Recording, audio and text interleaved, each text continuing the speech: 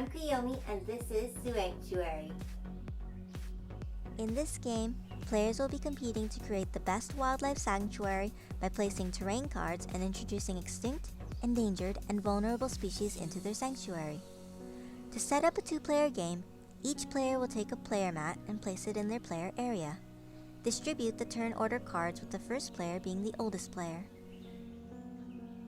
Each player will now take one player card which they will look at and place face down. Shuffle the gold card deck and the two species card decks separately and place them in the center of the play area. Reveal 3 cards from each deck. Next, place the inhabit chits in their own respective piles.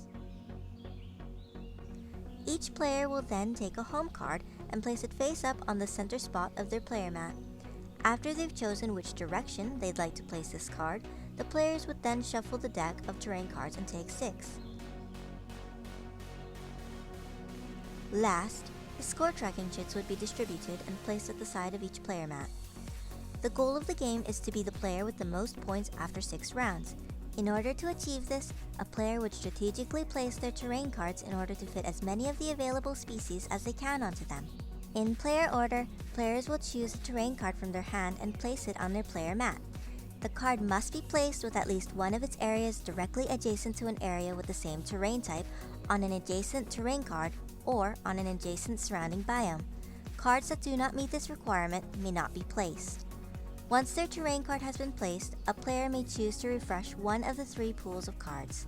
They can do this by shuffling the available 3 cards of the selected pool back into the deck and replacing them with cards from the appropriate deck. Players would then introduce species into their sanctuary. To determine which species can inhabit a certain area on a terrain card, players would look at the bottom right-hand corner of the species card.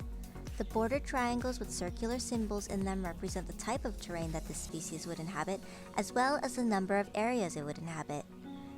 The unbordered and faded triangles would represent an area that would need to be directly adjacent to the area that the species would inhabit. So, taking a look at this Chinese pangolin, which is worth 2 points, we can see that it takes up 2 grassland areas that also need to be directly adjacent to a forest area. Now, to introduce this species, the player would place this species card on their player mat, take 2 grassland chits, put it right on the grassland areas with at least one of its areas being directly adjacent to a forest area, and move their score tracking chit up 2. The pool would then be replenished with a new card from the appropriate deck. The player may continue on placing as many available species into their sanctuary as possible. In addition to introducing species to a sanctuary, players may also simultaneously complete any of the 3 face-up goal cards by meeting the requirements of the goal card, taking the card, placing it on their player mat, and then adjusting their points accordingly. At the end of a player's turn, they would replenish the pool of goal cards if any were completed, and if not, the same goal cards would remain available for the next player. At the end of a round, players would trade hands and begin another round. The game will end at the end of round 6. At this time, players will reveal their player cards.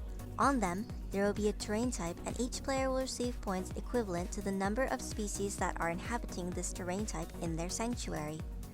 Players may do this by looking through the species cards on their player mat and adjust their points accordingly.